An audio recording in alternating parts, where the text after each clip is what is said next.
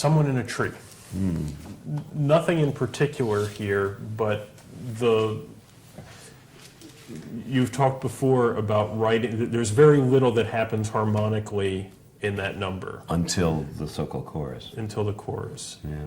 And Well, I think you know what I'm about to ask. So go ahead, ask. how you sustain interest with that kind of relentless. What I did was what is done, what I discovered about Japanese art. I discovered what I, finally cottoned on to, which is they're the ultimate culture in less is more. They are the minimalist culture.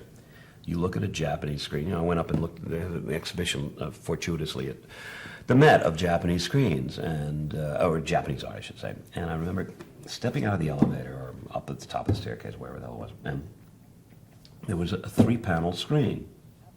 I couldn't believe it. First panel was absolutely blank. Second panel was absolutely blank, except for the end of a bird's tail.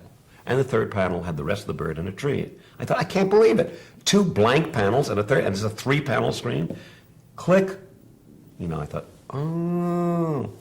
It's all about less is more. So I wanted to echo musically the whole cultural idea of less is more, meaning we're just going to take this one chord, and by making tiny little variations on it, we're going to gradually build it up and sustain it so that the audience never gets bored, but it's 60 bars of one chord. But the rhythm keeps changing, and the texture keeps changing, and where the chord keeps getting placed just change a little bit at a time, maybe every 4 bars, every 8 bars. It is not insignificant that when I met Steve Reich, he told me how much he loved this show. What the verse of Someone in a Tree is, it's minimalist music. Nothing's going on, but everything's going on. It's phase music in a very, very, very simplified form, of course. His version of all that stuff is far more sophisticated, but it is the same thing. It's the same thing.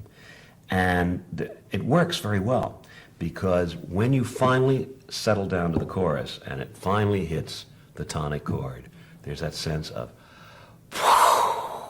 and it's really, I think it's terrific.